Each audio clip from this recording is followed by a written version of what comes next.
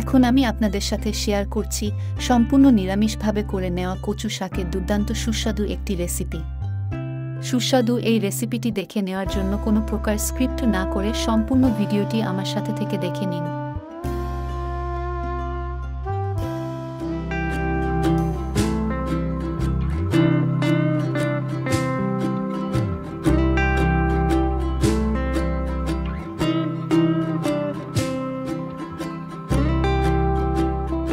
গরম কড়াইতে কচু শাকগুলো দিয়ে দিয়েছি।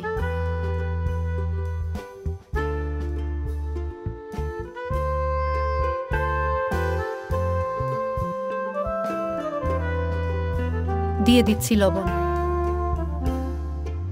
ঢাকনা দিয়ে ঢেকে দিয়ে খুব ভালো করে সিদ্ধ করে নিচ্ছি। খুব ভালো করে সিদ্ধ করে নিয়ে জল ঝরিয়ে তুলে নিচ্ছি।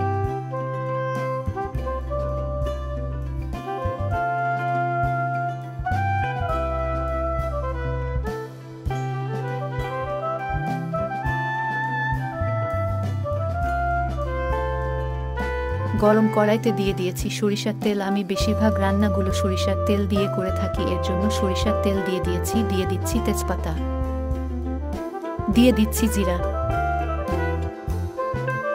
দিয়ে দিচ্ছি চিড়ে নেওয়া কাঁচা মরিচ,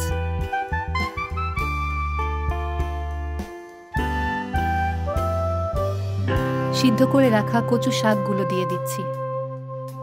মিডিয়াম লো আঁচে রেখে অনবরত নেড়ে কচু শাকগুলো ভেজে নিচ্ছি। নাড়া বন্ধ করা যাবে না, না হলে কিন্তু কড়াইতে লেগে যেতে পারে। দিয়ে দিচ্ছি চিনি। চিনি কিন্তু অবশ্যই দিতে হবে, চিনি না দিলে কিন্তু নিরামিষভাবে করে নেওয়া কচু শাকের রেসিপিটা অতটা বেশি সুস্বাদু হয় না। অল্প পরিমাণে দিয়ে দিচ্ছি হলুদ গুঁড়ো।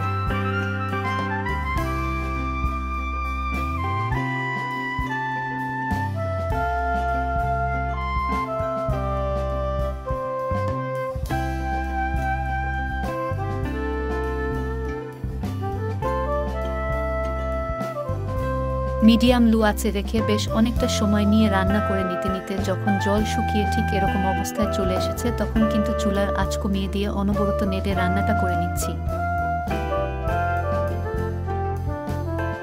লো আঁচে রেখে বেশ অনেকটা সময় কচু শাক ভেজে নিচ্ছি। এই কচু শাকটা করে নিতে কিন্তু বেশ অনেকটা সময় লাগে, খেতে কিন্তু দুর্দান্ত সুস্বাদু হয়। সম্পূর্ণ নিরামিষভাবে করে নেওয়া কচু শাক আমাদের রান্না করা হয়ে গেছে। এখন চুলা বন্ধ করে নিচ্ছি।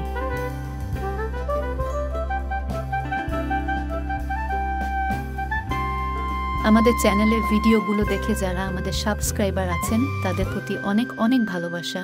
আর এখনও যারা আমাদের চ্যানেলটি সাবস্ক্রাইব করেনি তাদের কাছে ছোট একটা রিকোয়েস্ট, অবশ্যই আমাদের চ্যানেলটি সাবস্ক্রাইব করে আমাদের চ্যানেলের সাথেই থাকবেন।